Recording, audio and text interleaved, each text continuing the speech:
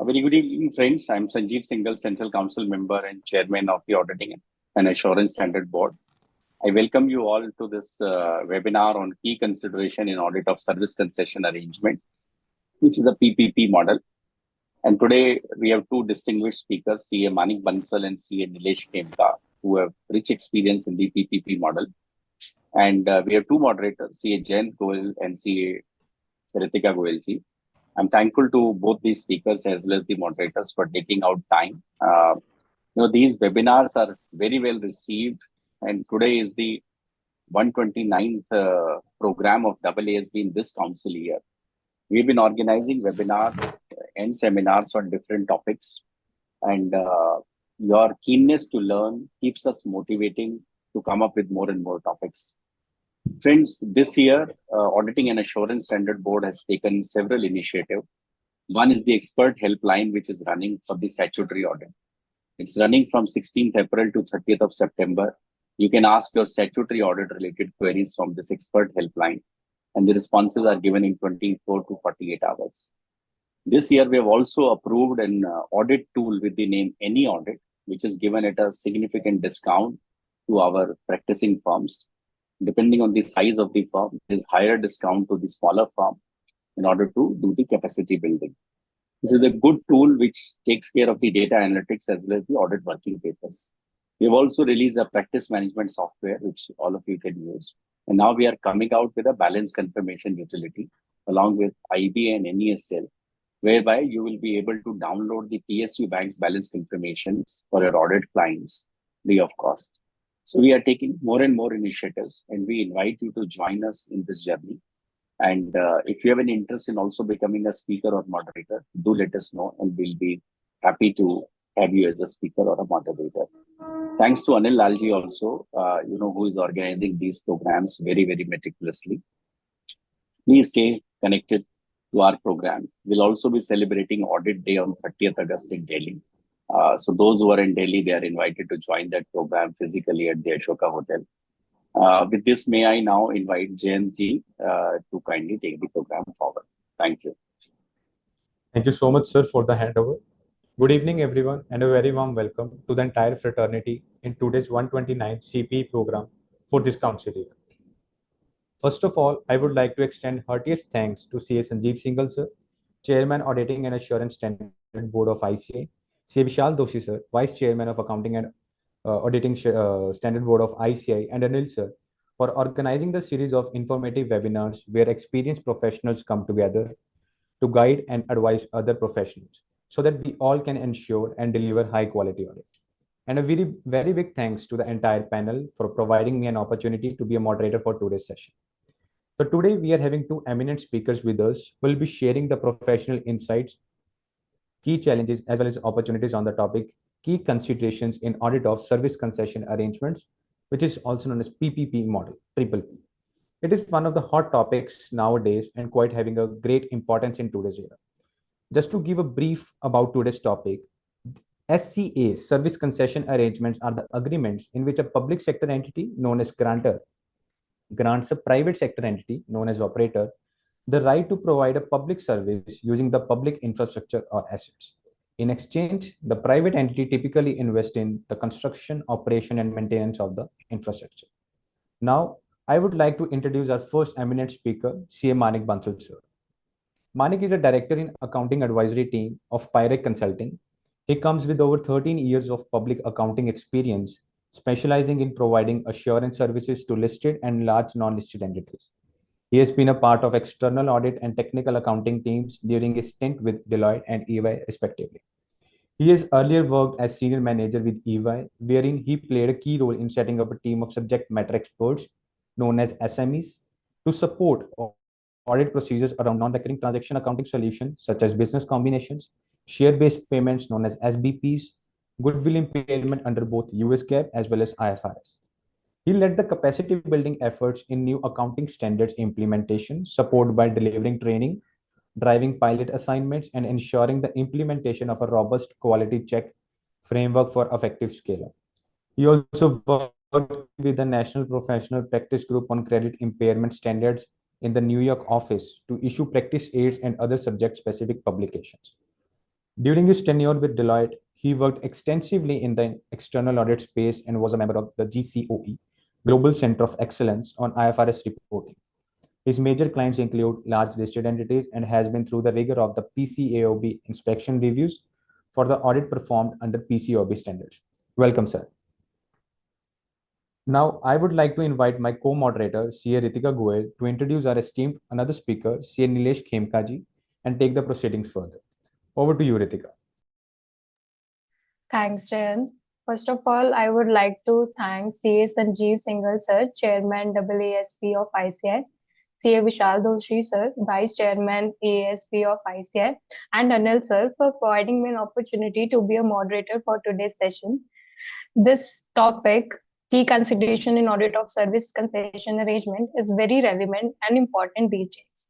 Now, I would like to introduce our second speaker, CA Nilesh Khemka sir. He is an expert with over 11 years of experience in audits and financial accounting advisory services. He currently works at EY, where he has been for past 7 years, following a 3-year tenure with Deloitte India. He has a significant experience of cap conversion, revenue recognition, lease accounting, financial instruments, deferred tax, FCTR, NCI accounting, accounting due diligence, advising on technical accounting, change accounting matters, and implementation of IFRS and Ind AS. He was extensively involved with an organization and their investment infrastructure trust listing. Currently, he is handling financial reporting of over 27 SPVs. He was extensively involved for review of IFRS diagnostic reports, IFRS financial statements, and technical memos for 300 plus audit clients for EOI Saudi on transitioning to IFRS. He has been also involved in resolving complex accounting issues with respect to the financial instruments, revenue recognition, consolidation, lease accounting, and business combination, etc. Associated with one of the largest private equity infrastructure focused fund based in Singapore for advising on matters related to acquisition accounting, group restructuring, financial reporting matters, and an audit of over 100 investment entities across globe. He is also well versed in training related to IFRS, Ind AS, and Indian GAAP. Now, let us start with today's celebration. So, I would request CA Manik Bansal sir to start with the today's celebration. Thank you. Thank you, Ritika. Thanks, Jayant. I would just start with thanking. Sorry. Okay, I'll just start with thanking Sanjeev ji and Vishal ji for providing this opportunity, and Anil ji for helping set this up, and the entire fraternity who has joined us in this session. One thing that I can say is, while I interacted with Anil ji in kind of getting this opportunity, the process by which this entire webinar series is set up is so wonderful and amazing. The entire democratization of this process where everybody gets an opportunity and you get different speakers with right experiences to come up with. I think I applaud you, Sanjeev ji, for kind of, making this how it is. Because generally it is more of a check in the box. But here I think Anil ji discussed with me at length, what kind of industry sectors, how do you pick that up? So I think for the listeners, I think the leadership here is really making an attempt to make it worthwhile of your time that you're spending on this webinar. And I hope I can, make a small contribution to this as well. And thank you, Nilesh, for agreeing to co-participate. With that, I'll just quickly present my screen to walk through the first section of this presentation. Please let me know if my screen is visible. It is visible, sir. Okay. The way we have structured this is that before we get into the considerations around audit, I would like to take some time and introduce the accounting side of this, because this being a very specific and peculiar topic, me and Nilesh, we thought that it will make sense to kind of first discuss very high level accounting concepts and the key characteristics of a service concession arrangement, and then kind of move into the specifics on the audit piece. So a service concession arrangement is specifically in a country like India is all around us, with the government so bullish on public-private partnership any toll road that you kind of travel to when you go to a holiday, any large public sector undertaking that you take, any new port that you see getting built, any new large government project that you see happening, 9 out of 10 times it will be under the public-private model. So it will be essentially a public-private partnership. And that is where the guidance around service concession arrangements come in. Earlier, it used to be governed through a guidance note or the IFRIC 12 standard under IFRS framework. But now, under the current Ind AS environment, there is a very specific guidance around this, whereas under Ind AS 115, there are Appendix C and D, which talks about both accounting and disclosure requirements of the service concession arrangements. Service concession, as I said, the tolls, bridges, roads, transports, and hospitals, any and everything wherein the government is requesting a private player to come in and then granting them access to build or upgrade certain infrastructure, and in turn allows them to charge public some pre-agreed fees. That is where the core of the service concession arrangement is. So key things to note here is that the government is providing a right to build or upgrade. It is not a right to own. The government will be involved in setting up the prices that are going to used. The government will enter into agreement with the private party, which in this case is called as an operator, to really define the entire terms of the arrangement. You will see these under multiple models. One of them can be built, operate, and transfer, where, for example, a private contractor builds a road, operates it for a certain defined period of time at a predetermined fees in consultation with the government, and then transfers it. The other mode could be rehabilitate, operate, and transfer. I have personally seen a case where one of the ports in the southern part of India, which was under a very kind of a shabby state, it was upgraded by a private contractor or a private company, and then they operated it to a time where it reached its maximum peak capacity, and then it was transferred off to the local state government. The third is public to private service concession arrangements, where generally you'll see that the transfer happens at a very later period of time or for a very large period of the useful life of that asset. It is the private contractor or the entity who has built it under the predefined terms is helping run that as well.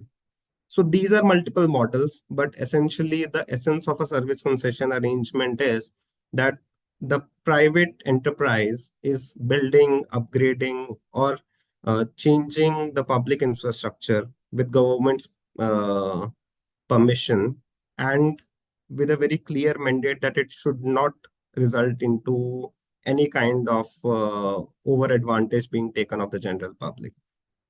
So the party developing this infrastructure will essentially never own that infrastructure. And that is where you'll see the terms, as Jayan said in the beginning, the public sector entity is the grantor and the private sector entity is the operator.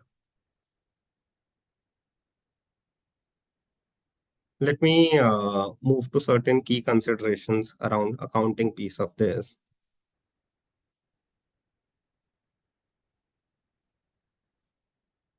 So the applicability, as I said, is the grantor controls or regulates what services the operator must provide with the infrastructure, to whom it must provide them, and at what price. So three things to note here is what are the services, to whom, and at what price. So all of these three things are governed by those agreements. They are generally called as concession agreements. They can be called as, in the power industry, those are called as power purchase agreements. In the case that I was referring to, where a port was being developed, so there was a separate entity that was set up and it was governed by the port development agreement. So it may come under different names and forms, but I think these are the three key pillars that you need to identify, that whether the services that are being provided, to whom it is being provided, and the price determination. The private enterprise should not have a independent decision-making authority on all of these three. Second part being the grantor controls any significant residual interest in the infrastructure at the end of the term of the agreement. So the operator or the private enterprise will never own that public infrastructure because it is generally built for the use of public at large. So it cannot be held or sold to a private enterprise. How do you treat the operator's right over this infrastructure? So the way we look at it from an accounting perspective is that you only have access to operate the infrastructure. You don't have access to or the right to own that infrastructure. Hence, it will never be recognized as a property, plant, and equipment, no matter what the form or format of that asset is that is being built or is being renovated. It will never sit under the PP&E bucket on their financial statement because they have a right to access, not to own. On to the recognition and measurement of the arrangement consideration. As we kind of established earlier, the operator acts as a service provider. And the consideration that is being received, the question comes up, if not PP&E, then what? Now, there are two classifications that the standard suggests. Classification 1 is a financial asset, and classification 2 is an intangible asset. The important thing to note here is how do you identify whether it's a financial asset or an intangible asset?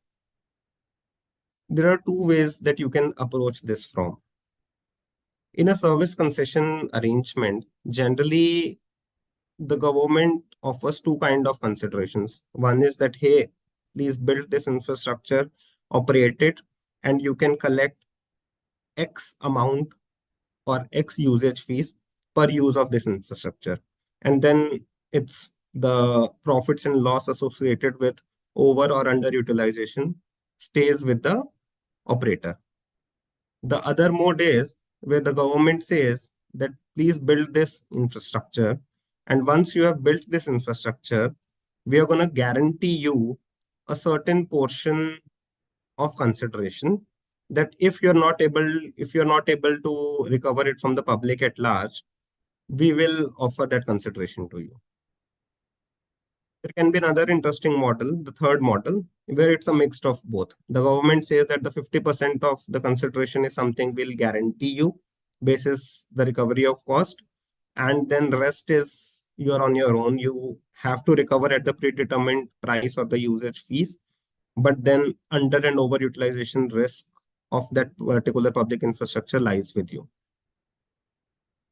So in both the cases, my customer stays the government, but my risk changes. So the way our standards talk is, let me just move slide. The way our standard talks is that if the amount is collectible, it has to be a financial asset. Whereas if you are looking to make recovery of an asset wherein your amount is not predetermined and pre-guaranteed to be collectible, it should go under the intangible asset framework from a classification perspective. A simplified way of assessing this is if the government has guaranteed that this much amount is something, if you are not able to recover from public, we will kind of give it to you as a part of the agreement. You record it as a financial asset because you put it any way, you're going to recover it. However, if there's nothing that the government has committed and it is completely up to you how efficiently you run that infrastructure and increase the usage, then everything sits under the intangible asset. The third mode being the portion that is guaranteed by government sits under financial asset, and if there's anything above and beyond that which the operator is allowed to recover, that will sit under the intangible assets. A little later, I'll just quickly walk you through the journal entries of this as well. Few smaller concepts on the same topic are how do you handle borrowing costs? So there are certain borrowing costs associated with it. So the standard says that if there's a financial asset that you're recognizing, you keep expensing borrowing cost as and when it happens. Whereas in case of an intangible asset, you have an option to capitalize it during the construction phase of the arrangement. This is pretty much similar to the general parlance we follow with the borrowing cost capitalization principle. If there are any items provided to the operator by the grantor, then in that case, such assets, if they form part of the transaction price or if they form part of the deal, then they will be accounted for as a transaction price in the Ind AS 115. However, if those assets do not form part of the transaction price, then we will fall under the guidance of the government grants. The overall operation of services still follows the 5-step model of Ind AS 115.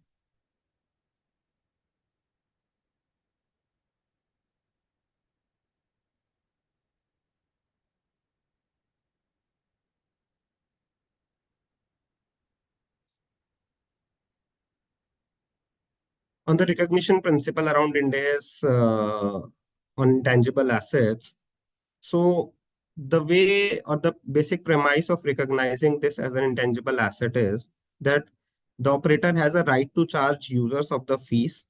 However, it is not an unconditional right. Similar to what I just talked about few minutes back, they have a right to collect, but that right is contingent on the extent that the public uses this service. So accordingly, while capitalizing, you will recognize an intangible asset, but at the end of every year, you'll have to relook at your projections and see whether that recoverability still exists or not. Any significant decline or expected rise in the future usage of that particular public asset will have an accounting impact. If you parallelly think from an audit perspective on this, an audit perspective would be there would be a stream of, in most cases, a discounted cash flow model that will come into picture, which your client might present to you. So for that, you'll have to look at multiple assumptions that are being built into that discounted cash flow model. If they have made certain assumptions about what kind of revenue they are going to generate, what kind of costs would be there, whether they have taken the maintenance costs appropriately or not, what are the sources of inputs of those information, how they are managing or looking at this historically, have they done any history matching to see whether their assumptions or their model is holding true for past 2 years, 3 years, or whatever time length is available. So I think all of those things come into picture. If I go back to the beginning when I started talking about the overall principle, concept, and the recognition criteria, including the classification, all of this has to be presented to you as an auditors in a memo where the agreement at an individual term and condition level is tied back to each of these accounting concepts. So you have to identify who's the grantor, who's the operator, what rights and obligations each of these parties have, and the three things that we talked about, what services, to who these are provided, at what price. These three things have to very clearly come out of the arrangement to make sure that as an auditor, you are validly challenging these. Because a lot of times you'll see agreements which are running into hundreds of pages. The service concession agreements that you would generally see, they would run into hundreds of pages. So from an auditor's perspective, we have to really identify that what are those key terms that really define the rights and obligations of each of those parties. Specifically, if I go about Ind AS 38, so the recognition principles follow the standard practice, which says that a condition for the recognition of intangible asset is the cost of the asset can be measured reliably.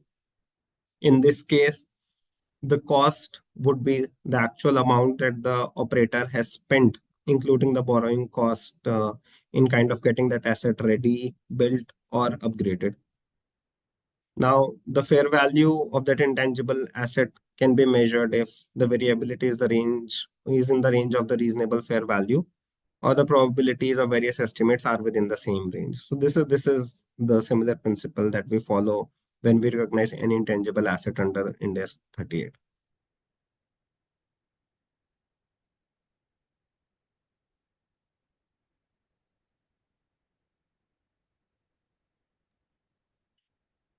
Now, if I talk about the 5-step model under Ind AS 115, so it talks about identifying the contract, identifying the performance obligations, identifying the transaction price, allocating the transaction price, and recognizing revenue. In this case, the contract identification is relatively easier, although it's voluminous. The service concession arrangement in itself will be your contract, and the customer would be the government. However, there is one catch wherein the contract term is generally picked up by the management as the start and end date of the concession arrangement. This may or may not hold true in certain cases. For example, one case that I dealt with was that post the capitalization or the completion of the facility, the operator was only allowed to offer services using that public infrastructure for 20 years. And for the remaining 10 years of the contract, the overall contract term was 30 years. For the remaining 10 years of the contract, they were only there to support any maintenance jobs. So when you're looking at identification of your intangible asset or overall contract term, you might have to break it down at a performance obligation level and see if this is a single contract or these result into two separate contracts. It may or may not, but the idea is that taking a very simplistic approach where the start date and end date of a concession arrangement is the final arrangement may not hold true in all the cases.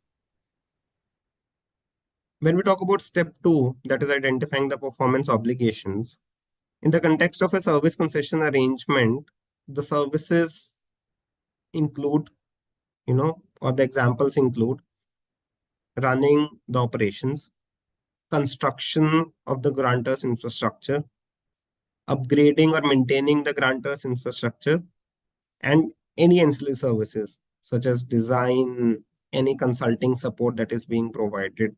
And again, you'll have to identify all of this at performance obligation level and map it directly to the service concession arrangement to make sure that each of this performance obligation is covering all the promises that are being made under this category.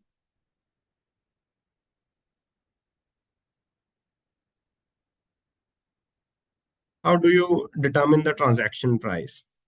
The transaction price is initially estimated at contract inception.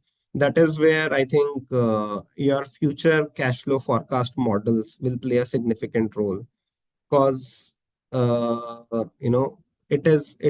entire recovery is based out of that.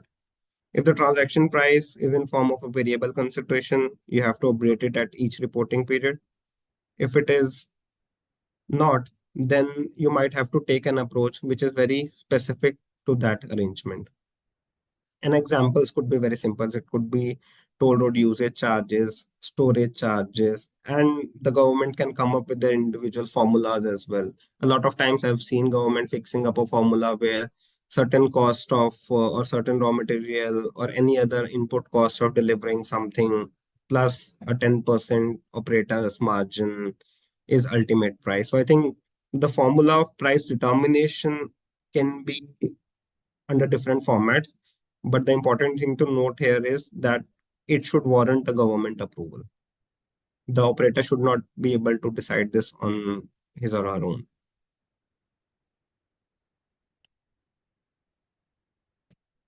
Once we have identified the performance obligation and determined the transaction price, allocation of the transaction price follows the similar principles of Ind AS 115, where we'll talk about the general allocation mode if we have a direct one-to-one mapping of what the transaction price for each of those services or each of those performance obligations. And if not, then the variable consideration can be allocated entirely to one when the operator is only providing operation services. So I think it completely depends on what kind of arrangement you're in. But the reason to mention this is, as an auditor, when you go back and challenge this, you have to make sure that your performance obligation identification directly speaks with the allocation of the transaction price.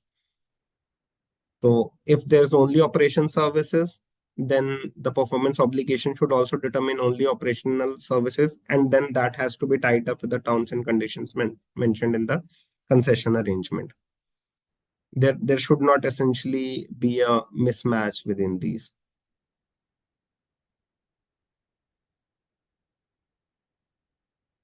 Last part is recognizing revenue. Now, when you recognize revenue, India's 115 typically provides you three conditions, which helps you decide, even if one of those criteria are met, that whether you recognize something over time or at a point in time. So the criteria or the with the standard rates is that if none of these are met, then you go into the point in time framework. The conditions are that if the performance obligation is being satisfied in a way that it gives simultaneous benefits to the customer. Second is if there is no alternative use of what is being created.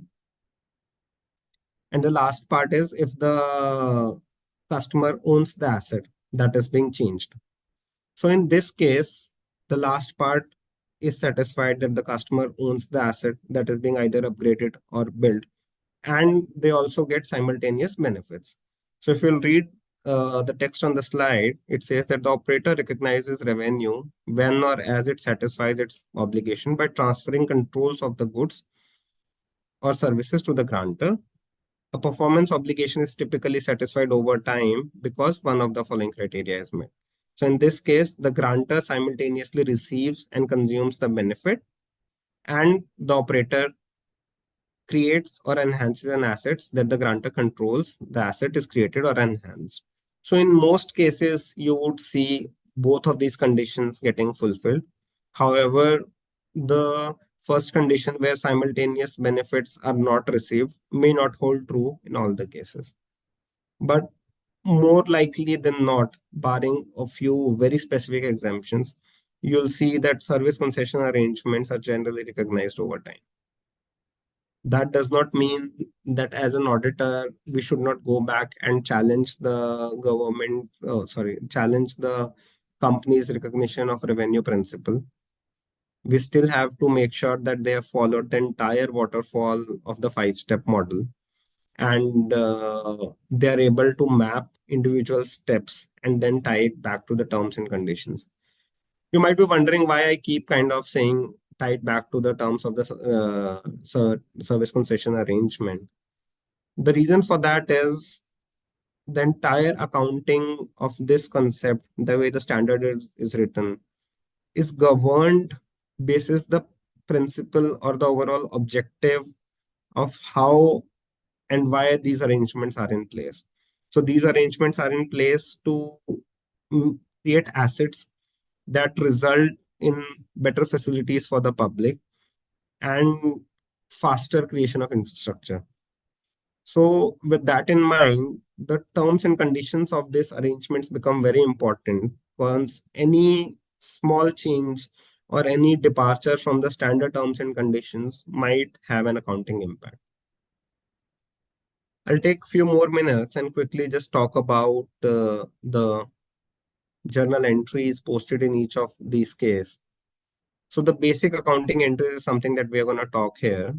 The basic accounting entries are whenever you are incurring amount on construction, you record your expense incurred in capital WIP, and you credit bank when you're making the payment.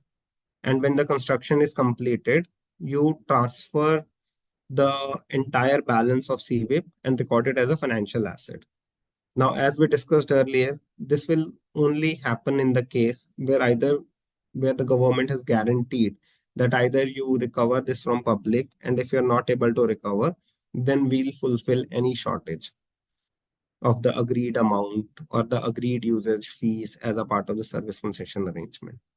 And when you have started operating, you keep creating your financial asset, and any income that you generate, basis any income that you receive amount from the government, you'll simply debit your bank and credit the financial assets and record income if any over and above the agreed amount.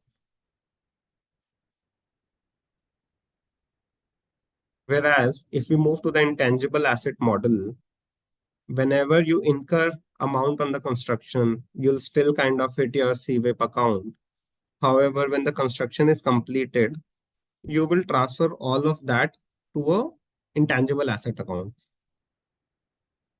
For the people who have done or who have audited capitalization of large plants in a commercial setup, you would have seen this kind of an example a lot many times where the entire CWIP gets transferred to the PP&E, and then it is a huge exercise from an audit perspective. Because when you approach this from an audit perspective, the entire capitalization, all the costs that were incurred over the period, all the amounts that are sitting in your CWIP, whether they are eligible for capitalization or not eligible for capitalization, what are the borrowing costs and how those borrowing costs were incurred specifically for that asset that was being built. In these cases, times, which is very peculiar, is you'll see a lot of specialists or a lot of different senior management people that are brought in to make sure that these projects are successful. And there's a lot of cross charge that happens. So to map all of those costs to the right CWIP accounts and make sure that only the items which are qualified to be capitalized are getting capitalized is the most important thing from an audit perspective. While we are still creating an intangible asset here, but the entire audit rigor we follow when we capitalize a plant applies here. Because in this case, you will test the expense receipts, you'll test the payments made, you'll test the classification principles that the management has followed, you will test borrowing cost for the qualifying cost component to be capitalized. So I think I can go on further and further, but any and everything that relates to a capitalization of a large project will apply here. However, there's a small difference. In this case, you have to record the intangible asset at a fair value. So once you have transferred your entire CWIP to the intangible asset, there might be a difference between the fair value of the intangible asset versus the total of cost. Now, how can there be a difference? There can be a difference because when you recognize your intangible asset, you would also look at the future expected stream of cash inflows and outflows, essentially the overall cash flow model, and what is the net income that you're going to generate. Because ultimately, this intangible asset sitting on your books is nothing but an overall accumulation of all the income that is going to get generated over the coming years. So in this case, if the fair value of that incomes comes to be higher, then you'll have to transfer the balance to the P&L. And in case of lower, you'll essentially follow the same principle, but your intangible asset as on the date right after capitalization should record the fair value. And during operational phase, it is similar. Any income that you receive, you'll take it to your bank account and your asset will be amortized parallelly.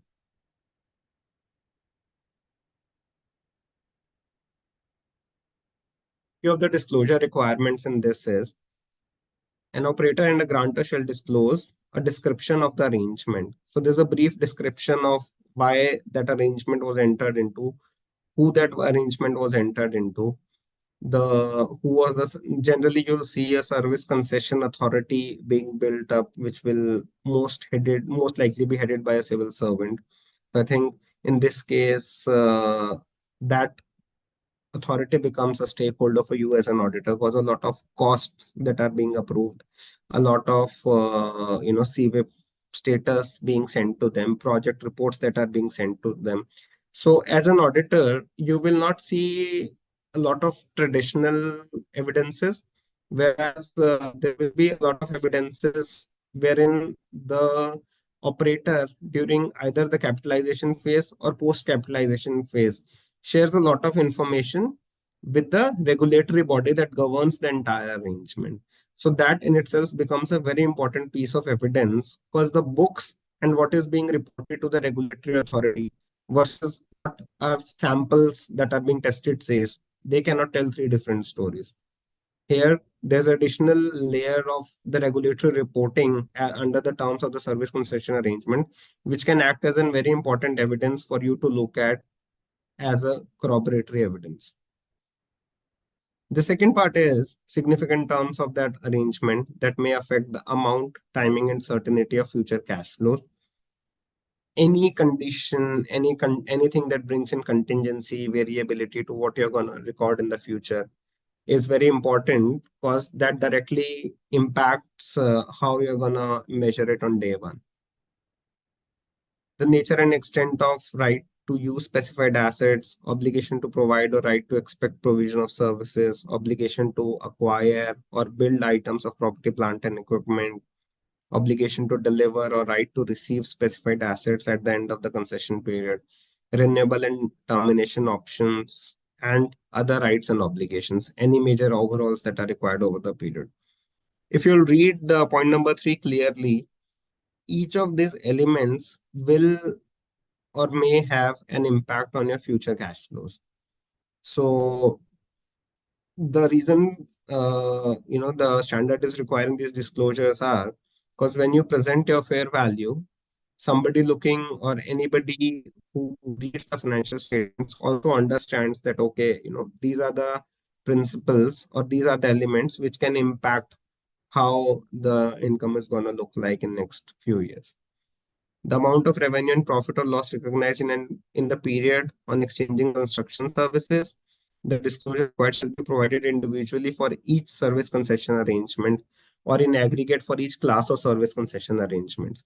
So any entity that does this on a more regular basis might have to really provide this disclosure at an asset to asset or a contract to contract level, or in case they have similar contracts or contracts for a single asset with a multiple contracts for a single asset.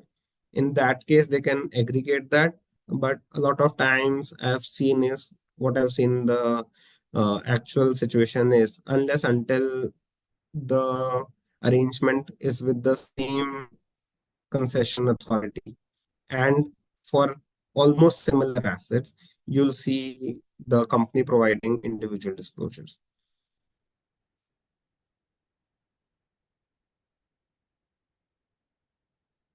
Few audit considerations before I hand it off to Nilesh is, you have to obtain sufficient appropriate audit evidence to identify source of concession revenue, determine compliance with the contract terms, something that I spoke about multiple times, determine whether management oversight of concession revenue is efficient and effective. This is very important because the more effectively you manage that asset, or as a company, the operator manages the asset, the more likely it's gonna stick closer to the projections they have made in terms of the recoverable revenue. So that is where this entire process of management oversight around concession revenue becomes very important. To the effectiveness and reliability of internal controls over revenue recognition, including the accuracy and completeness of data inputs. For past 30, 40 minutes, whatever I've been speaking, I've spoken so much about data, inputs, calculations, multiple reportings, contract terms. There has to be a very robust internal control framework around all of this, so that, because these contracts runs in multiples of crores, several crores each project is. So I think, and during the construction phase, there are X number of inputs that are coming in. So to make sure that the inputs are validly captured, the information is rightly processed, and the output is accurately measured, you have to have a very strong internal control system.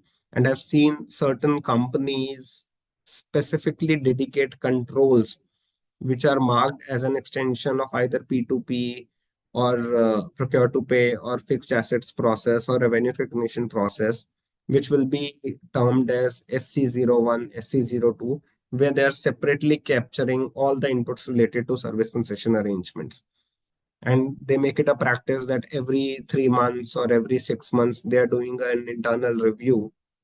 Anyway, they have to do a lot of reporting to make sure that they stay in compliance with the service concession arrangements, the key agreement.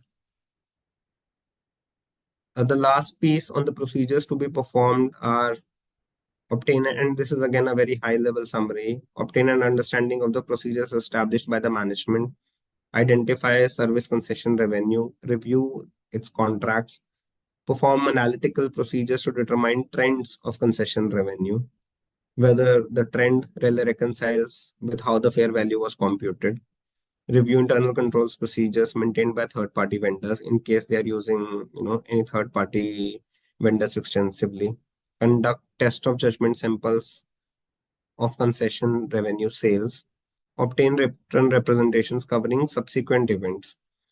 This may be necessary to support other audit evidence. However, this does not act as a supplement for or as a replacement for the inquiry, observation, inspection, the regular audit procedures that you are required to do. I think that's broadly from me on this topic. It is again a very high level accounting.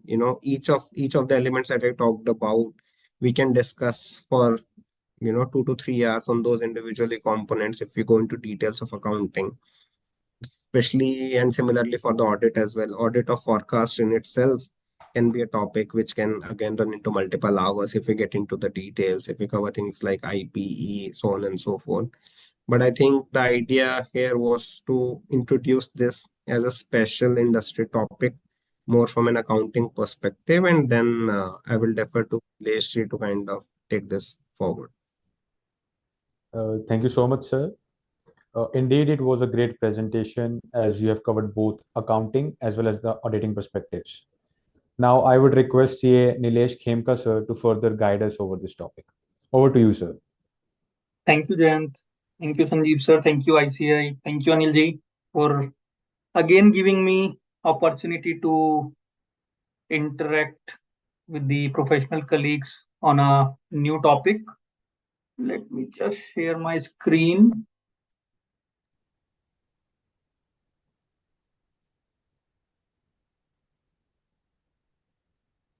My screen visible? Yes, sir, it is visible. Yeah. So, friends, moving on from where Manik for last 40 minutes took you through nuances of service concession arrangement, its nature, its characteristics, the accounting word, and the high level audit approach or the audit program, right? So the classification into the financial asset model or intangible asset model has already been discussed. So I will just touch base where we have a right to charge from the public. That's essentially an intangible asset model, and where there are unconditional payments from the guarantor, that is public authority or a government authority. Like in case of toll roads, we have NHAI. In case of airports, we have AAI, right? Likewise, in case of railways, we have Ministry of Railways, right? So if any of the authorities give unconditional right to some payments, maybe termed as annuity payments, then essentially the classification would be an intangible asset model. There are few areas where we can have service concession arrangement like renewable energy for setting up the solar power park. Highways, very eminent, very prominent. We all know there are toll roads. Everyone used to pay tolls. Airports, ports, we have started Railways, I will expand a little bit in the coming slides. So we all know when the Modi government got elected in 2014, they came up with an idea of constructing a dedicated freight corridor exactly parallel to the existing rail infrastructure. The idea is to shift the traffic of the malgadis or the luggage trains from erstwhile infrastructure to the newly developed dedicated freight corridor so that the passenger trains get on time. And we have seen in last 4 or 5 years, the incidence of train reporting late has gone significantly down, barring some months in winter where the this is due to the fogs. Then the another is power transmission. We have many companies who are into the power generation. Then there are very few of them are also into the power transmission. That is again a service concession arrangement with the electricity authorities, where we have power purchase agreement with the SPVs and executed with the Electricity Corporation (CERC). Then yes, metro rail again a kind of service concession arrangement. So India's 115, the Appendix D, or IFRIC 12, or any other guidance, they generally say a service concession arrangement is an agreement, oblique arrangement between a public authority and a public company and a private company. So essentially, it is a public-private partnership. So theoretically, yes, it is true, but the essence of this whole idea, why this whole idea emerged, is to develop the infrastructure into the core sectors within a particular economy or country. So if we take an example of India, a majority of the infrastructure has been developed or is being developed with partnership with the private sector. But if we say any agreement or arrangement where the government authority is developing any infrastructure in partnership with the public company, that should be a service concession arrangement or not. Again, that's a question of debate. However, majority of the practitioners or the public at large who are involved in accounting for this PPP model or service concession arrangement model are of the view, or maybe of the view, that essentially we need to look at the substance of this whole architecture. The substance of this architecture is any agreement with the government and essentially a second party, maybe private or public. The aim is to develop the public infrastructure for the public use. That should essentially be a service concession arrangement. I give you a practical example where ESC opined on the same line. So Ministry of Railways set up a wholly owned subsidiary, Dedicated Freight Corridor Corporation of India Limited. That is not a private company, that is a public company, being 100% owned by Ministry of Railways. Now, Ministry of Railways has entered into an agreement with this corporation or a company to develop this dedicated freight corridor infrastructure in the Indian country. So this ranges from there are two routes, one in the Eastern India, one in the Western India. Now the question came up whether to apply service concession arrangement accounting or Ind AS 16 accounting. The company was of the view since Appendix D mentions the service concession arrangement is an agreement between a public authority and a private company, and essentially it is a public-private partnership. So Appendix D of Ind AS 115 is not applicable on the company. However, when the matter was referred to EAC committee of the ICAI, and the EAC opined that it is not hardcore on the public-private partnership. We should also be seeing whether the agreement is all about developing public infrastructure in a country in a joint partnership. And hence I said we need to see the overall architecture of this service concession arrangement. So the first audit consideration when we talk about any agreement where the public infrastructure is being set up, that could be a subject matter of Appendix D, that is service concession arrangement. So we need to look at not only from the perspective of theoretical guidance, but also from the overall architecture, the substance of this agreement. Otherwise, we may end up doing the wrong accounting, right? You can refer the financial statements of Dedicated Freight Corridor Corporation of India Limited. This is a public company being supplementary audited by CAG also.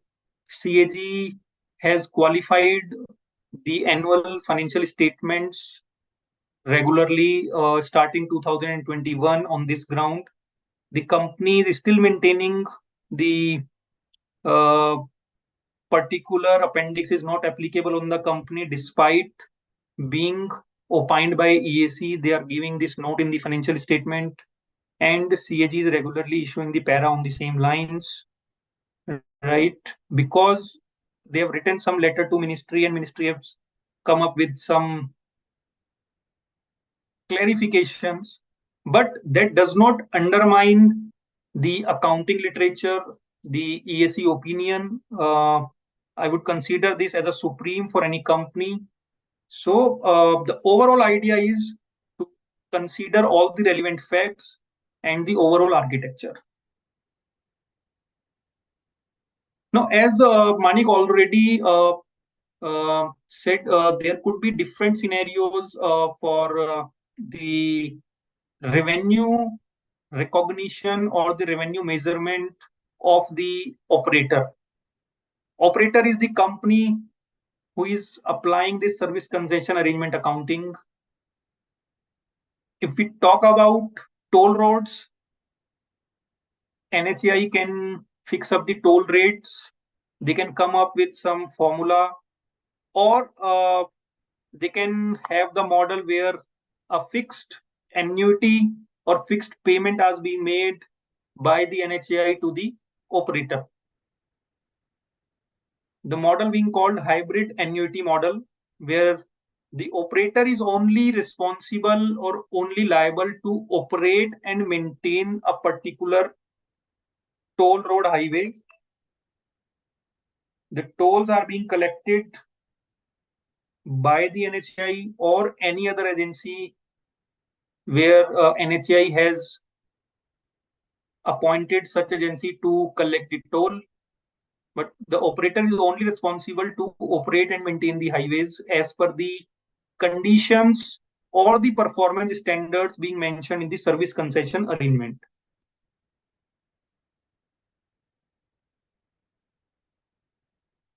Obligations under service concession arrangement. There are very stringent obligations being mentioned under service the service concession arrangement, in particular in the toll road infrastructure, entered before 5 years, have a mandatory clause that a company or an operator who is operating a particular highway has to mandatorily go through the major repair and maintenance process after every 4-year cycle. We subsequently changed based on the parameters or the performance parameters. The parameters are being defined in the appendix, which is a part of service concession arrangement. So any service concession arrangement which is being entered by NHAI with the operator in last 5 to 6 years, they do not have any mandatorily condition to do major repair and maintenance after every particular period of time. But now NHAI the performance metrics of the road. If a road has been depleted by certain that if a thickness of road is, let's say, 20 and it has gone down to, let's say, 15 or 16 whether in a year or whether in some months, the operator is liable to do major repair on that particular section. Whereas earlier, the condition was on the basis of number of years. Second, if there are number of accidents which are exceeding a particular threshold, so there could be a liability on the operators to put on additional signboards, additional safety measures.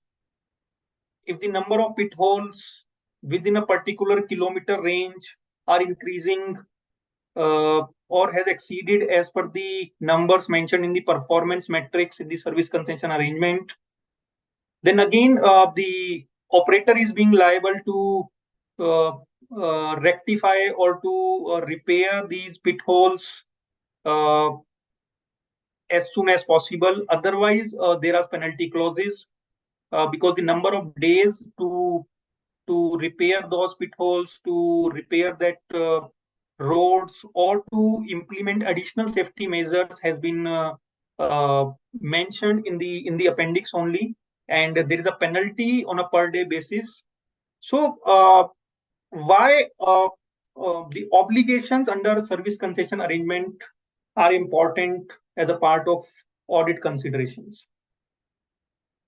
There are a number of factors. So all of the points which I just now discussed are mentioned here, like service provision, right? It is operator's obligation that maintenance, operation, or management of the infrastructure is as mentioned in the service concession arrangement. Operator has to ensure that service meets the performance metrics and standards. Operator has to manage and maintain the assets in accordance with the contract. That is, there should be adequate utilities on the highways. There should be adequate general passage for general public. If let's take an example of dedicated freight corridor, where the company has developed new railway line for luggage trains. So this could be a possibility that the land which is acquired to build that particular new line, maybe going through or between the village or a particular land which was used by general public to cross from A to B point. Now, there are conditions in the service concession arrangement. If any general public way or any infrastructure which is being used by general public is or has to be demolished then an equivalent infrastructure has to be set up by these companies so that the general public does not face any hardship due to this overall infrastructure development. So the second point relates to that: maintain and manage the assets in accordance with the contract. So any of these uh, general public pathway which are being demolished or which are being uh, uh, taken by these companies as part of the project, they have to uh, provide for the equivalent public infrastructure so that the public can move from one place to another. You would have seen the overbridges are being constructed on a national highway or on the railway lines. They are part of all such conditions. Because if a railway line is crossing between two villages, then how the people from a village A will go to village B or vice versa. In that case, the either the railways or the NHAI has instructed the executing company, they need to build those either the overbridge or the underpass so that the public do not face any difficulties in commuting to and fro. Then performance metrics, as I said, the annexers mention the minimum performance level of these, either the roads in case of NHAI or the airports in case of Airports Authority of India, the uh, railways in case of Ministry of Railways. Reporting and monitoring. When it comes to providing details to the uh, particular public authorities, they may ask any information, may not be specified in the agreement, but majorly they ask from the quarterly financial statements, the expenditure incurred, the performance measures undertaken during a particular quarter, the number of incidents that has happened, any requirement for planned major maintenance in next 1 to 2 years. These are some of the informations which are being shared by the toll road companies with NHAI. And a similar information may also be shared by, let's say, DFCC in case of dedicated freight corridor and vice versa, and all other public infrastructure companies. Last is the compliance with laws and regulations. So here we are not talking about the accounting laws and regulations or the Companies Act, but the environmental laws, employment generation laws. Generally, the conditions are to employ the local peoples, and accordingly, the company has to comply with these laws and regulations. And as an auditor or as an audit team, it is imperative that we do understand all these key clauses or key obligations from the operator side, which are mentioned in the service concession arrangement. These are kind of non-financial covenants, just like we have financial covenants in the loan agreement, that a particular ratio should be within this limit. Just like this, we need to also report if the company or the executing agency is not complying with the obligations as mentioned in the service concession arrangement. The major maintenance is normally required to operate and maintain the project highway. As I said, it is during the entire concession period. Before handing over the project to the NHAI, the one prime condition is also that the highway, when handed over to the NHAI after the tenure is over, it should be in a very well working condition.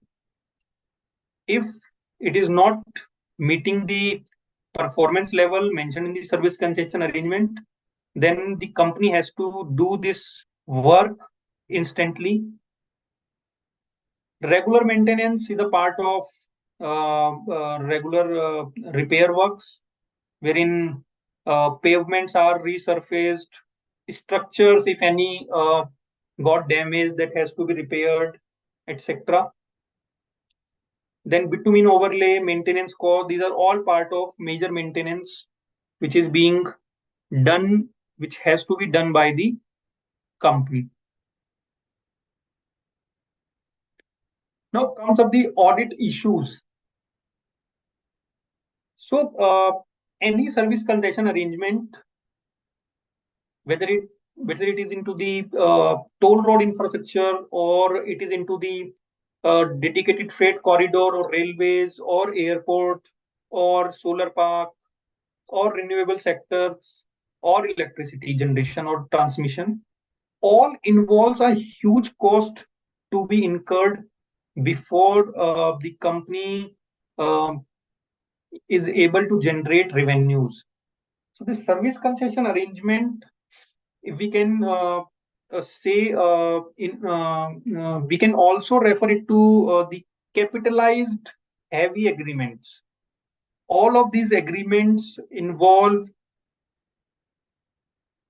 a major capital expenditure to be incurred by the company.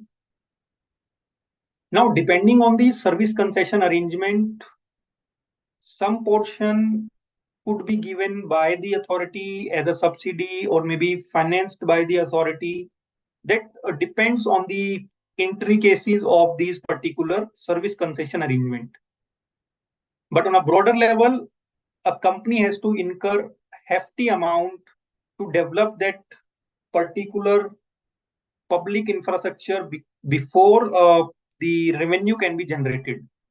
So it is very imperative that the classification of the expenditure being incurred by the company, oblique correct accounting treatment of this expenditure being done by the company, identification of common allocable cost, direct cost, unallocable cost, cost which has to be charged to profit and loss account, etc., needs to be identified very carefully and very thoroughly.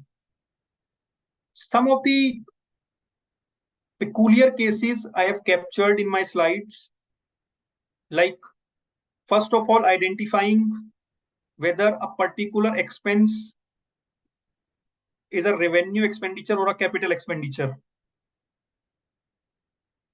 Then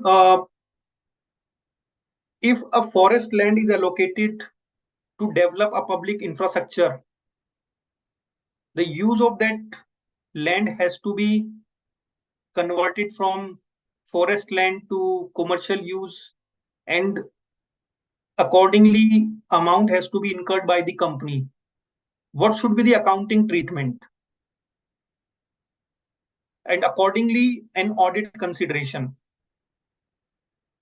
There could be employees who are dedicatedly working for the project. There could be some employees who are working on and off.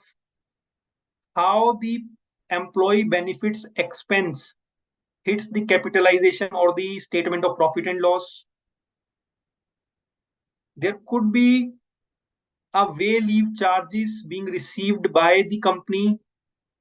Now, what are way leave charges? All of we have seen the MTNL or BSNL or Jio, Airtel, they are laying optical fiber cables. Now, when they lay down the optical fiber cables, if that particular cable is going or passing through the, let's say, particular toll road or ministries of railways land, then these companies generally charge revenue or some portion from the companies who is overlaying these optical fiber cables. Now, whether this particular amount which is being received by the company should be netted off from the capitalized cost, or it should be charged as income in the profit and loss account. assets purchased by the company on a deferred consideration or a deferred credit period, or the assets being given by the authorities as a subsidy. One major audit consideration in this overall architecture, while the capitalization work is going on,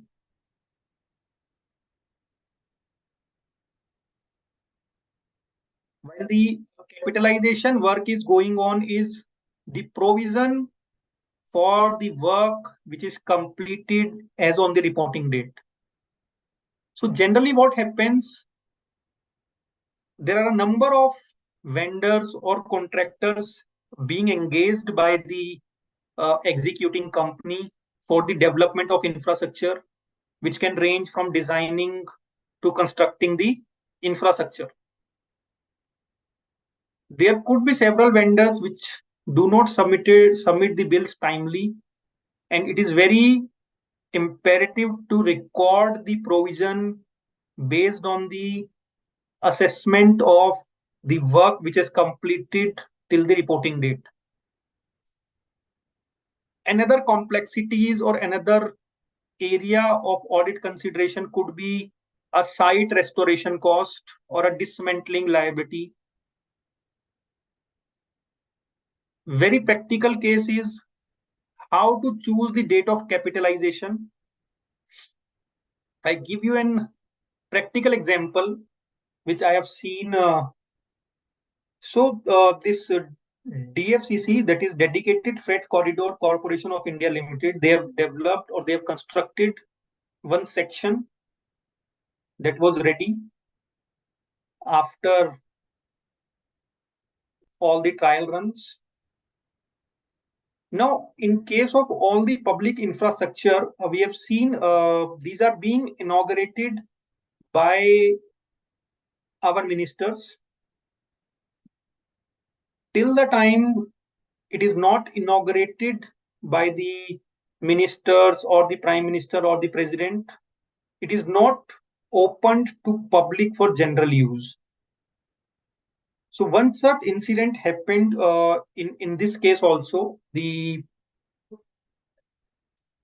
section was ready, let's say on 30th June, but due to unforeseen reasons, the inauguration ceremony could not be happened till 30th September. Now, if we go by India 16, it says the infrastructure or the property, plant and equipment should be depreciated from the date the asset is ready for use as intended by the management. That is the 30th June 2000 XYZ. But due to admin reasons or the inaugural ceremony, the infrastructure was not opened till 30th September. A question came up, what should the accounting of the expenditure or the amount which is being incurred from 1st of July to 30th of September? Since these are very capex heavy project, the expenditure continues even after the projects have been commissioned. There are some ancillary work which keep on happening. Then another peculiar case is if the authority has given land on lease or on a free of cost. Generally what happens, the companies, the private companies which are executing these service concession arrangements are being promoted as a special purpose vehicle by a larger group. These groups infuse amount in the form of optionally convertible debentures or any other financial instruments. The accounting of these financial instruments is again a complex First of all, while doing the day one accounting, we need to take into consideration the management's judgment, because generally they do not have any repayment period mentioned in the financial instrument agreement. So judgment of the management with respect to the rate of interest, with respect to the date of redemptions, has to be taken care. Otherwise, subsequently, there could be an uneven impact in the profit and loss account. There could be an issue on the deferred tax side. If the company is following 80IA, company has been given the 80IA, the company has opted 80IA,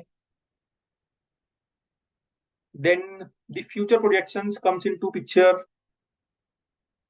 by when the company would be able to sustain the losses, or the company or the business losses which the company have incurred, by when the company will come into profit, so that these could be utilized, and accordingly the recording of the deferred tax assets. In this overall scheme which we have discussed, two things are very important. One is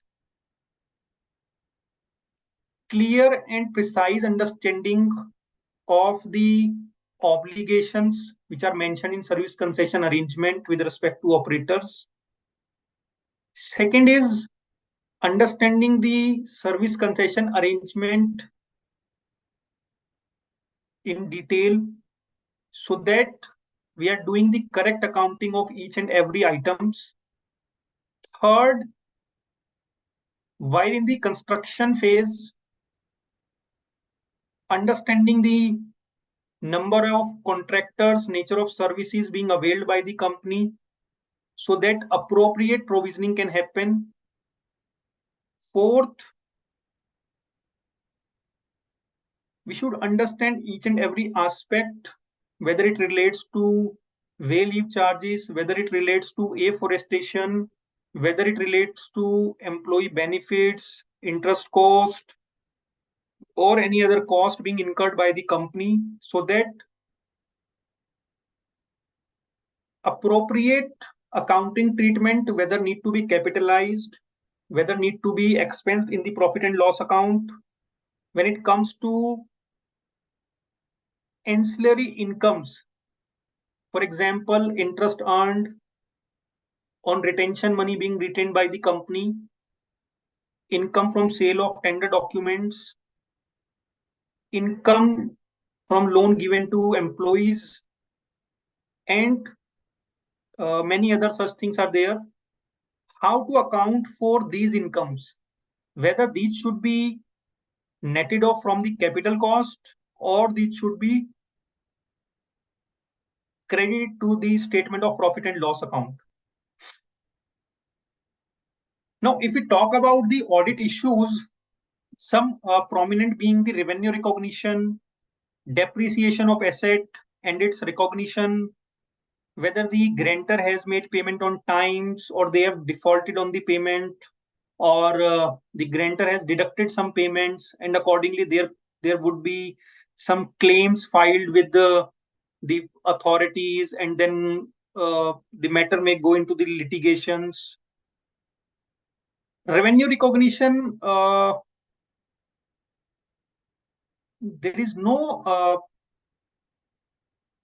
challenge with respect to the cutoff procedures, because if we talk about the toll roads, it is being automatically collected by the through fast tags, right? And unlike the manufacturing or auto sector, there could be a possibility of the goods have not been delivered, and accordingly the reversal of revenue and cost happens. So there is no such risk per se while we talk about revenue recognition. What can go wrong is based on the service concession arrangement, or based on the terms and conditions mentioned in the service concession agreement, if the performance level has breached, there could be a revenue sharing with the particular authority that has to be scrutinized while we review the agreement. The risk could be material misstatement of financial statement, asset recognition and depreciation. Again, the use of management judgment with respect to the useful life and the residual value. Now, when we talk about the intangible asset,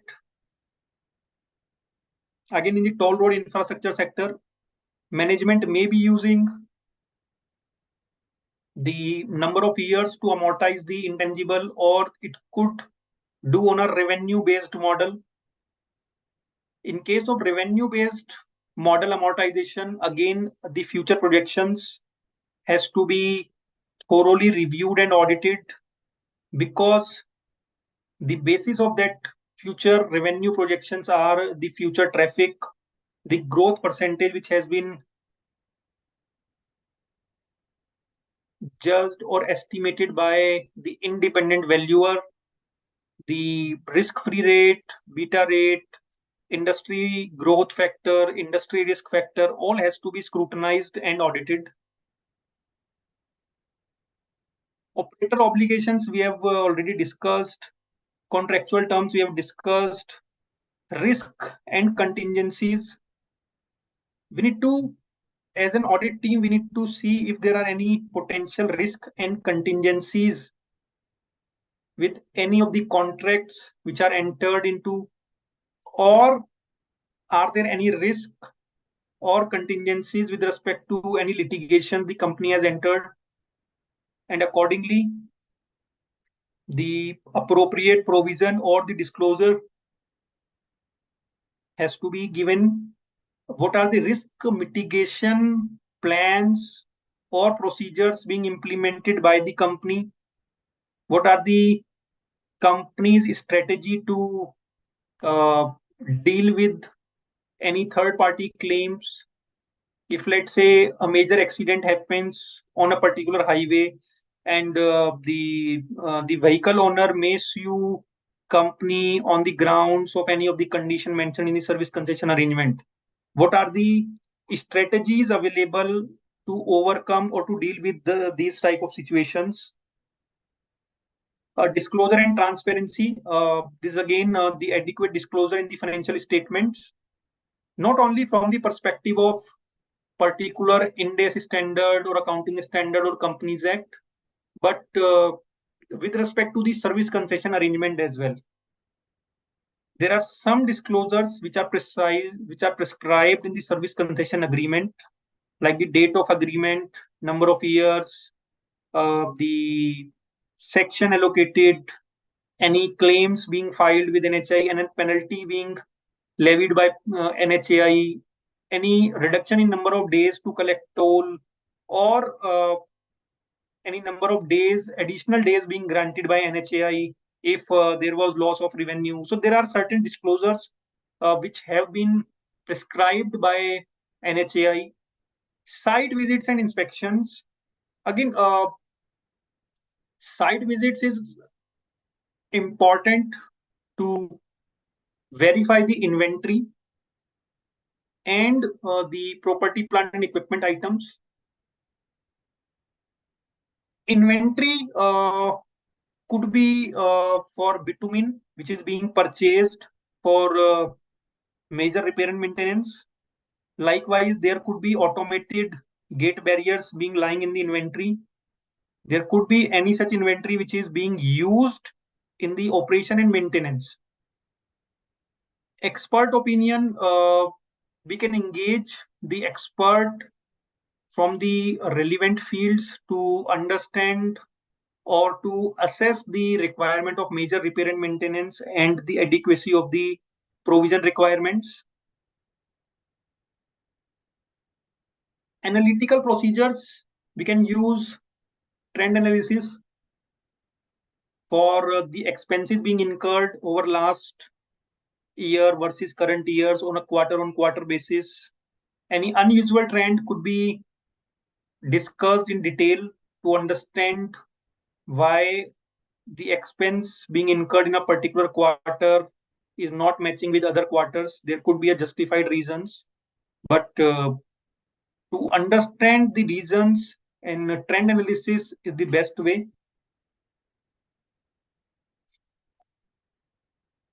Now, once the company has capitalized this overall expenditure either as an intangible asset or as a financial asset, depending on the classification or the arrangement with the regulator or the grantor,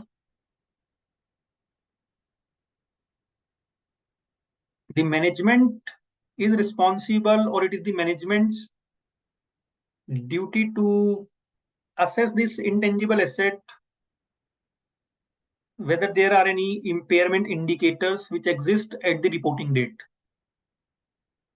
Now, we as an auditor or an audit team, we should consider some of the points like seeing the company's policies and procedures, and again the controls which company has implemented to assess if there are any internal or external indicators which can help in identifying or which can help in assessing the intangible asset for the impairment, how the fair value of that particular intangible asset is being carried out by the company, whether they are doing in-house, whether any independent fair valuer has been appointed by the company. Again, when it comes to fair valuation, there are a number of key assumptions which are being used, like cash flow forecast. Now, within the cash flow forecast, there are a number of things: revenue projections, traffic growth, traffic degrowth, any new toll notification coming up, potential liability in future, potential major maintenance program, any infrastructure upgrade work to be done in future, discount rate, beta rate for the industry, and there are a number of inputs to this particular fair valuation exercise which has to be thoroughly reviewed and audited, because a slight change in these assumptions could change the potential impairment implications.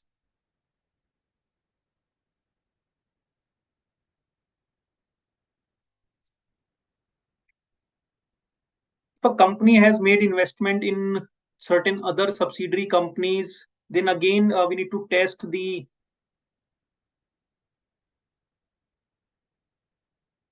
cost at which these investment are being carried in the financial statement, whether company would be able to recover the investment they have invested in the subsidiary companies based on the revenue projections of those particular companies.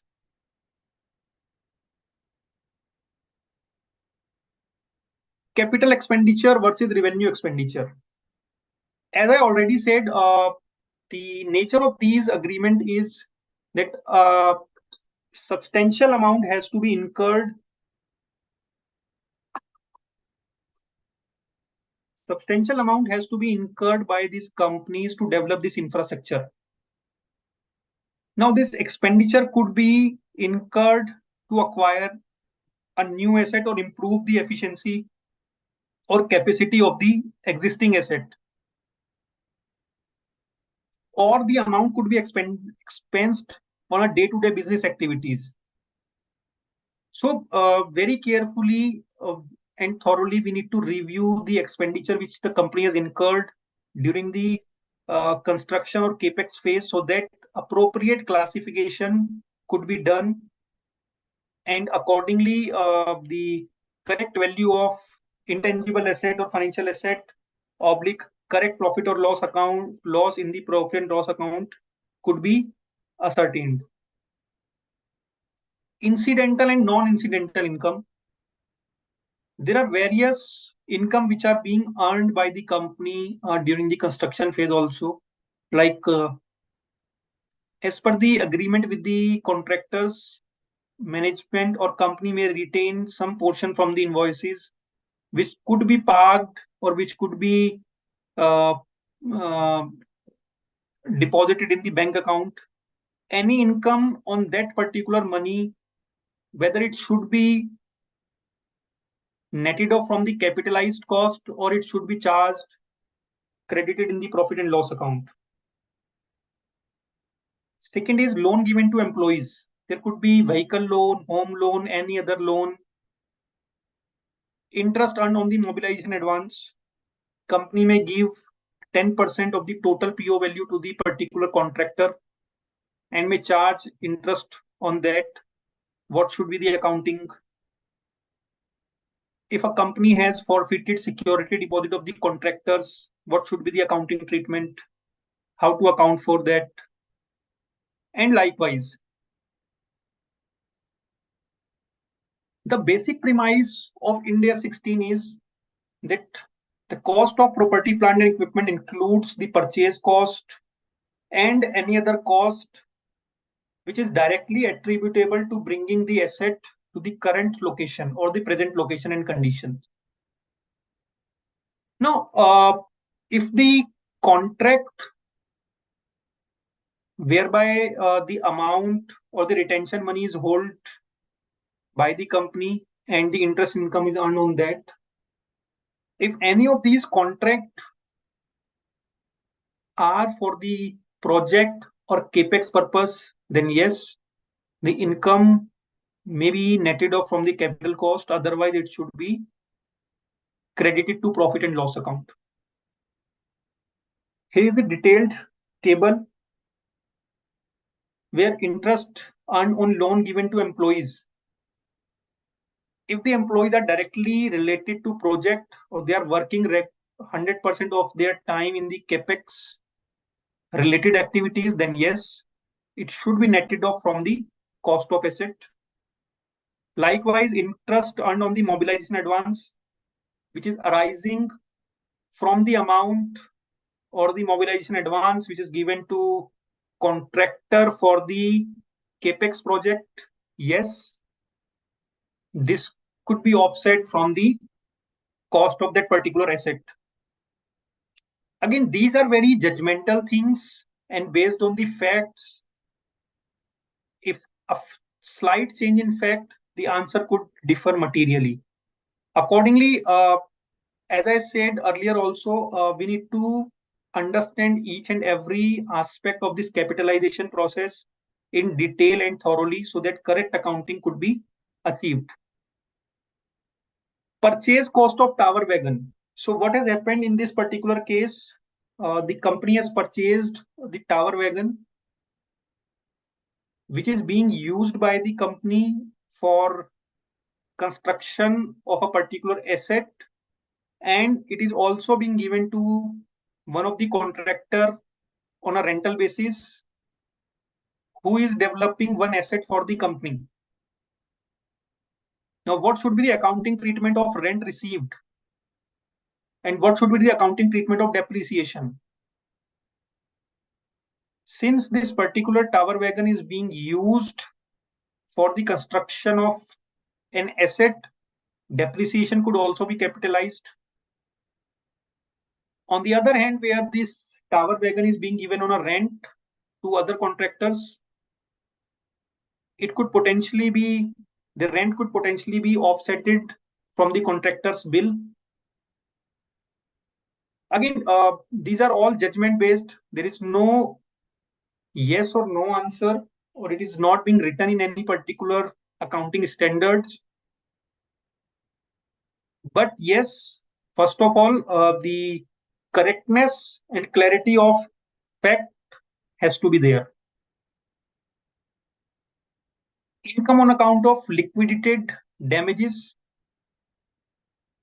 So in this case, company has recovered certain liquidated damages from the vendors who are involved in the CAPEX project. The amount is deducted on account of failure to comply with the agreed terms and conditions which are mentioned in the contract. Now, whether the question is whether this liquidated damages which the company has deducted should be credited to profit and loss account, or again it should be adjusted from the cost of asset. Standard says anything which is deducted as a liquidated damages due to the performance parameters being not met as per the agreement, the amount should be netted off from the capital cost of that particular project. If the amount is deducted for reasons other than performance parameters, it should be credited to statement of profit and loss account as an income. Date of capitalization we have already discussed. Afforestation expenses. So here what has happened, the company has been allotted a forest land for construction of a railway line, and due to this the company has to incur certain expenditure to change the purpose of that land from forest to non-forest. Again, the question is on the capitalization of the expense incurred. Now the question, the answer changes. Initially, if the land is being owned by the company, yes, they can add up this cost in the capitalization of this whole exercise. It becomes a direct cost. What if the land is being given by the ministry on a rental basis or on a lease? Still, this can be capitalized, but not as a direct cost. Now it becomes an indirect cost that has to be allocated to various components in some justified ratios or acceptable accounting methodology. So we have seen there could be n number of peculiar issues, maybe related to capitalization, maybe related to certain obligations under the SCA, maybe related to accounting, or maybe related to the claims or contingencies. These are some of the examples or from the real life which I have experienced in my professional life, which is being discussed here. There are various other issues which due to paucity of time we will not be able to discuss everything, but yes, we can connect on a one-to-one basis if any of you want to understand in detail. So Anilji, here I pause myself and happy to take the queries. Thank you so much, sir, for the guidance. Indeed, it was a technical as well as knowledgeable session, especially on the key audit issues in service concession arrangements. Yes, we got some doubts from the members on the chat, which we would like to ask from you. The first one is, can you provide examples of common Voice is misinterpretations cracking. or errors in the accounting for service concession arrangement? Uh, Am I audible now? You're audible now, Jayan. Hello? Yes, please, can you repeat? Yeah, yeah. I was just asking, can you please provide the examples of common misinterpretations or errors in the accounting for service concession arrangements? Manik, you want to take up? Oh, sorry. I thought you were taking this up. Yeah. So in terms of common errors, the first thing is, I think, although Nilesh shared a lot of examples of the Okay. areas of concern, I think first would be the capitalization itself. So the CWIP calculation.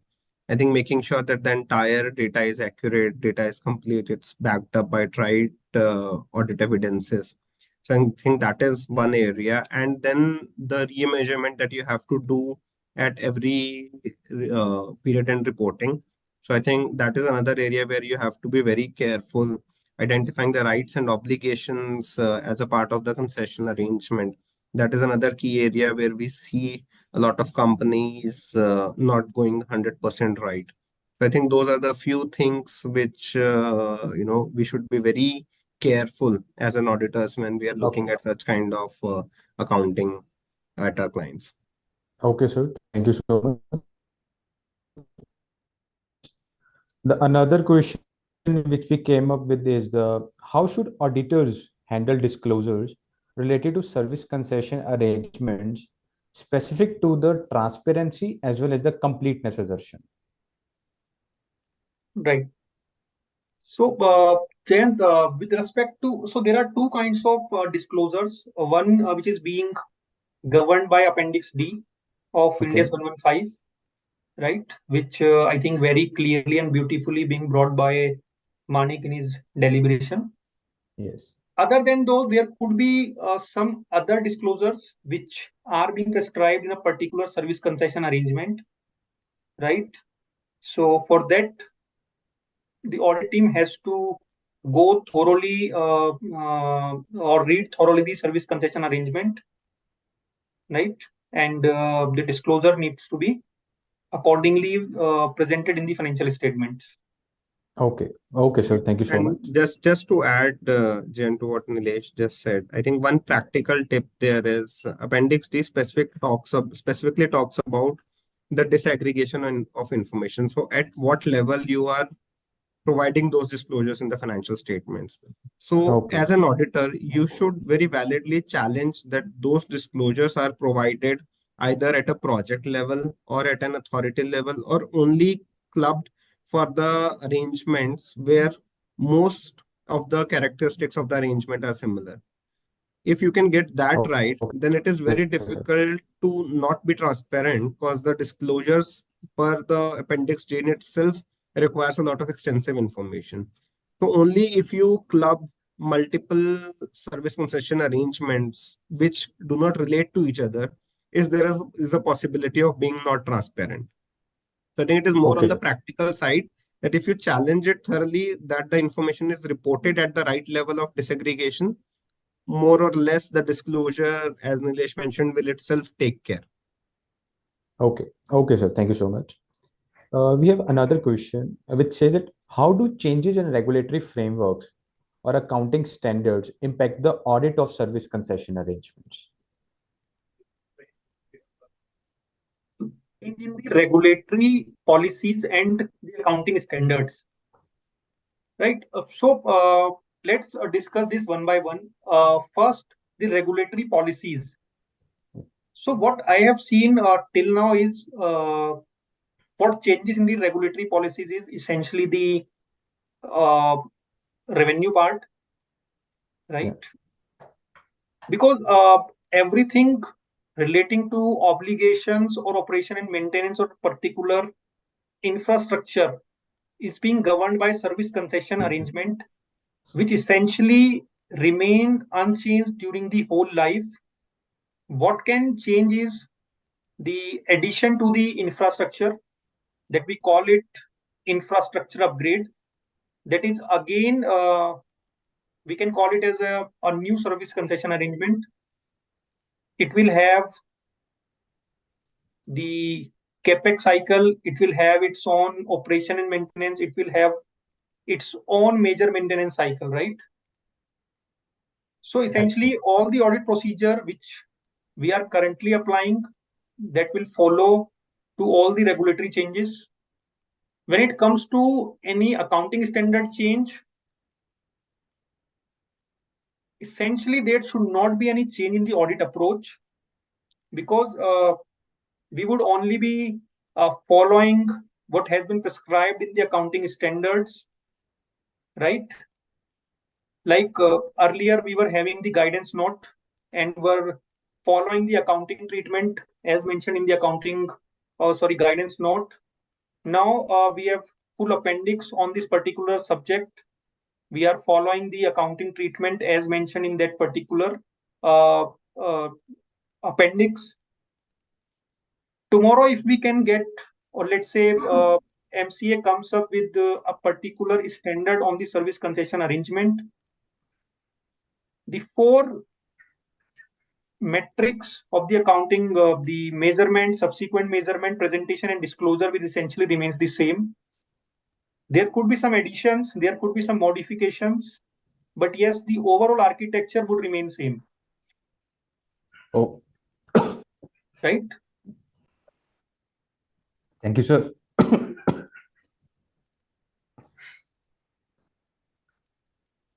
Am I audible? Yeah. Yes. Okay, over to you, Ritika. Thanks, Chant. So, So Ritika, I do would you have like, any question? yeah, I would like to ask you questions.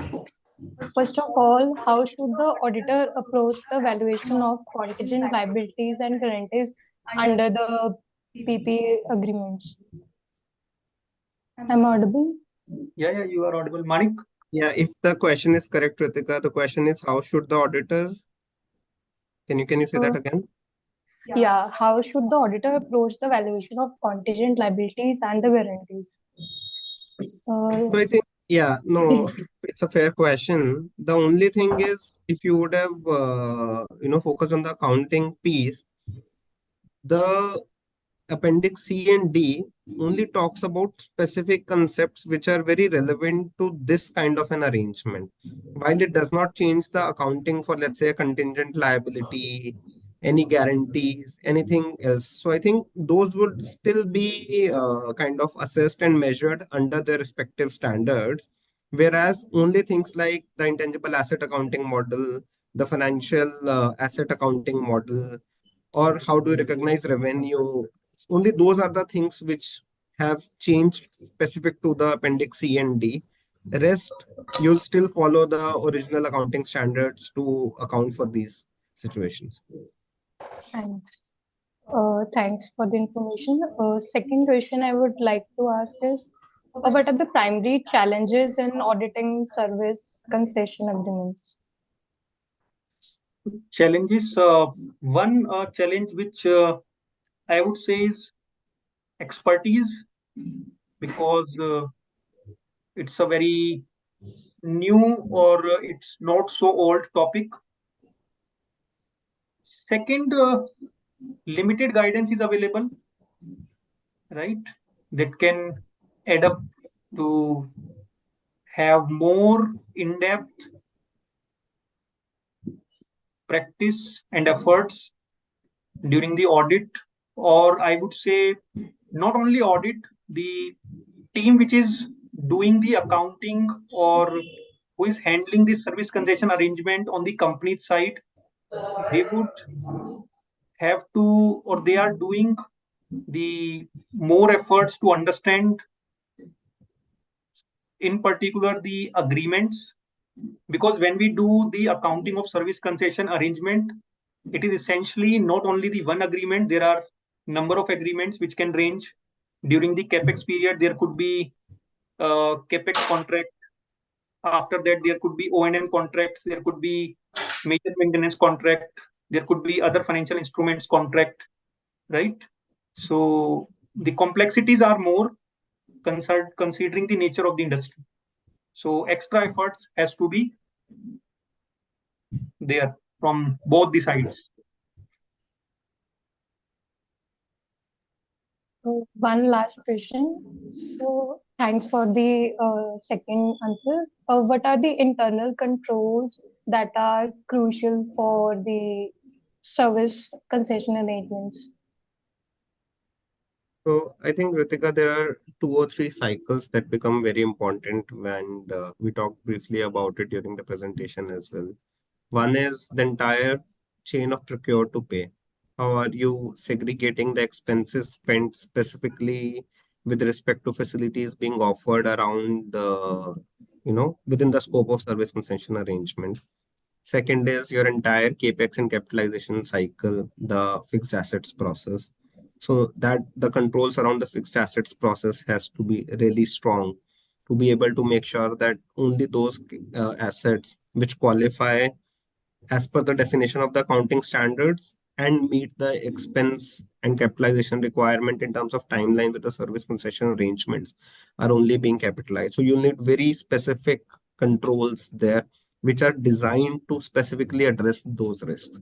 So the precision of these controls has to be specific, not generic.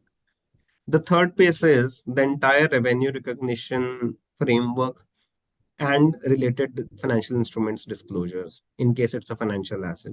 So I think the revenue recognition framework again has to be backed up by the terms that come out of service concession arrangement.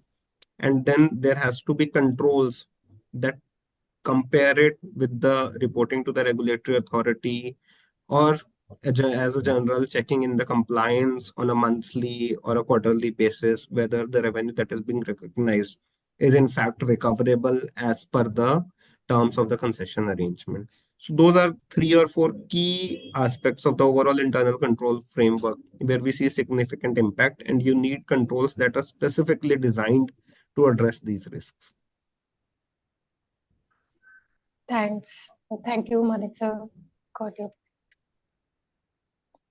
Now I would like to invite Anil sir for the final formal vote of thanks. Thank you, Ritika madam. So now we come to an end. It was a wonderful deliberation both by our reverend speaker, Nilesh ji and Manik ji. And as the topic was very relevant and very important, as well as the very different sector we have chosen. And Nilesh ji as well as Manik ji has justified with their presentation. You have covered all the aspects relating to the accounting and auditing aspects. Manik ji and Nilesh, you have covered rest of the part. So thank you so much on behalf of Auditing and Insurance Standard for covering all the aspects and enlightening all of our members relating to the various intricacies and the key consideration in audit of this sector. Thank you so much once again, Nilesh ji. Thank you so much, Manik ji, for your precious time and for your expertise, expert advice. I also thanks both the moderators, JM ji and Nitika ma'am, for wonderfully coordinating and you have wonderfully handled the question answer session also. So thanks, JM ji, and thanks, Nitika ma'am. I also thanks all the participants of today's webinar.